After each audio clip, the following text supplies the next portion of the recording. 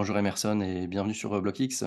Tu es aujourd'hui fondateur et CEO de CryptoClass, donc un event crypto qui se déroulera le 17 janvier 2023 au Grand Rex, dont on va parler aujourd'hui. Est-ce que tu pourrais dans un premier temps te présenter ton parcours et ton arrivée dans la blockchain, s'il te plaît? Bonjour Pierre, merci de me recevoir sur BlockX.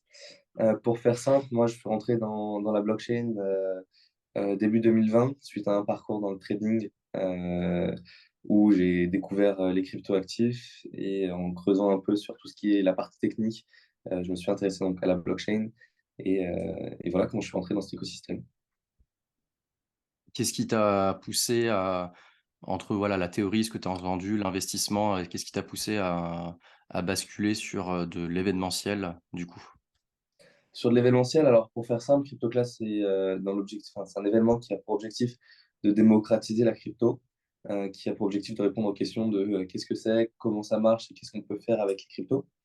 Je suis rentré dans l'optique de faire cet événement suite à mes recherches que j'ai fait afin de développer mes connaissances dans cet écosystème.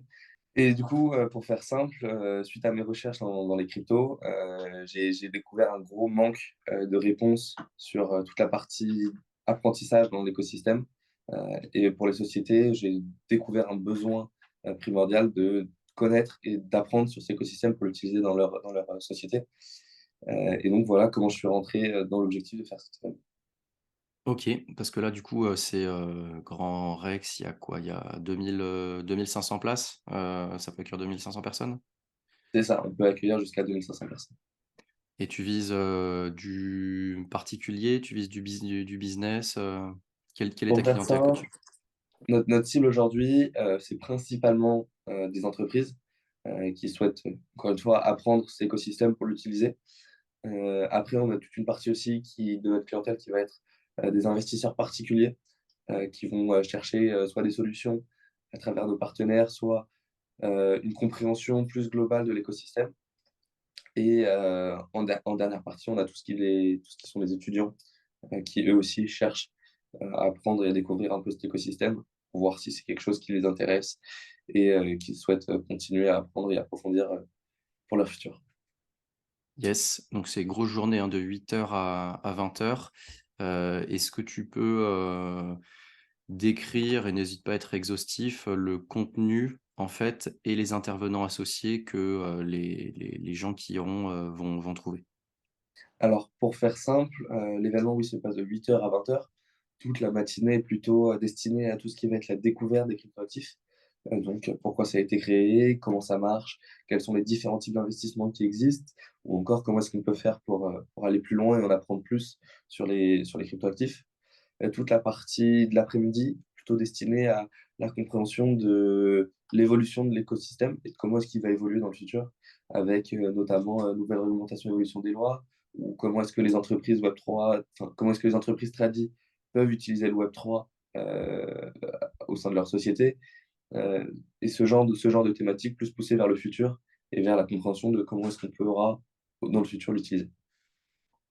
OK, bah, tu vas essayer de, enfin, ça va balayer un petit peu quand même, bah, un maximum de sujets pour donner une overview, et en termes d'intervenants, là, si tu peux, dévoiler un peu, qui va venir, les têtes, les personnes, les modérateurs, les speakers, En termes d'intervenants purs, on aura donc une trentaine de speakers. Entre les speakers et les modérateurs, on aura une trentaine de personnes. On a notamment Nicolas Louvet, CEO de CoinHouse. On aura aussi John Carp, Pierre Persson.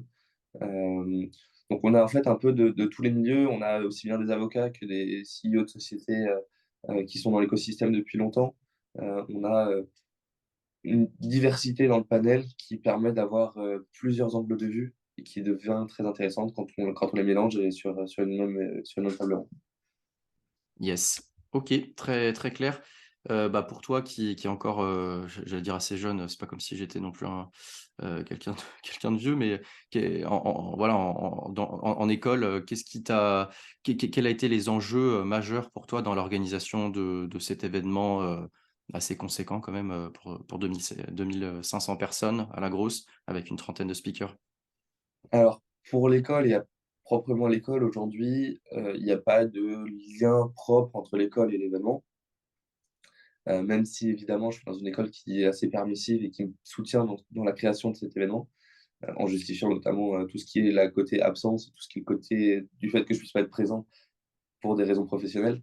Hem, Après il y a pas de lien direct, encore une fois, entre l'école et l'événement et que l'événement, c'est plutôt une chose que j'ai voulu monter en parallèle, même si, ça prend beaucoup de temps et du coup les études sont, faudrait pas le dire, mais un peu laissées pour compte, au moins tout du moins pendant la période, de création de cette semaine.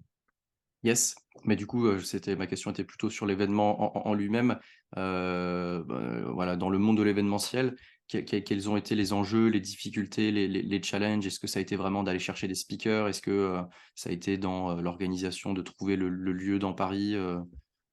Alors j'ai envie de dire dans l'événementiel, ce qui est sympa, c'est que, tout et même les petites choses sont un challenge, que ce soit, de trouver des nouveaux speakers, que ce soit, de trouver des sponsors, que ce soit de trouver un lieu, de trouver les sociétés avec lesquelles on va passer qui sont compétentes et de vérifier si elles font bien le travail, que ce soit de créer des partenariats avec, d'autres sociétés, des influenceurs pour partager et parler de l'événement. Tout est un petit challenge, qui mis bout à bout font un gros challenge, donc voilà. Aujourd'hui, pour faire simple, on a, 2 sociétés partenaires qui travaillent avec nous. On a 2 personnes qui ont travaillé pour l'événement à temps plein, et aujourd'hui, on en est à ce qu'on a fait et on est plutôt fiers de ce qu'on a monté. Ouais, ouais, super. Avec vos partenaires du coup, enfin les 2 boîtes partenaires, vous avec CryptoClass, vous êtes combien? Vous êtes 2, c'est ça? Avec François Xavier? C'est ça. OK, d'accord. Bah, très très clair. Tout est bouclé, vous avez tous les speakers, vous êtes encore en recherche de partenaires, est-ce que tu as des messages éventuellement à faire passer si tu veux? Alors, nos messages à faire passer, non. Tout ce qui est ce côté speaker, aujourd'hui, on est bon. Il y a quelques nouveautés qui vont apparaître sur le site qu'on n'a pas eu le temps de mettre en de d'afficher. Après tout ce qui est côté partenariat, oui, c'est évident, on est toujours «en recherche» entre guillemets, mais on est déjà bien avancé et ce qui fait qu'on n'aura pas de soucis sur les. Ça marche. Bon et puis par curiosité sur la fin là, qu'est-ce que tu une fois que cet événement est fait, comment tu envisages, la suite? Est-ce que c'est quelque chose que tu souhaiterais, réitérer? Est-ce que tu souhaites partir dans une autre direction? Comment tu vois les choses pour toi? Alors pour moi, CryptoClass, a pour but principal, encore une fois, la démocratisation de l'écosystème, d'amener plus de gens à connaître et à comprendre, en coup les raisons de la blockchain et pourquoi est-ce que c'est intéressant aujourd'hui. Donc se limiter sur Paris, ce serait une erreur et j'ai pour vocation dans le futur de faire au moins 2 événements par an, dont un qui serait dans une autre ville en France. Ça, c'est ce que je vois sur l'évolution à court terme.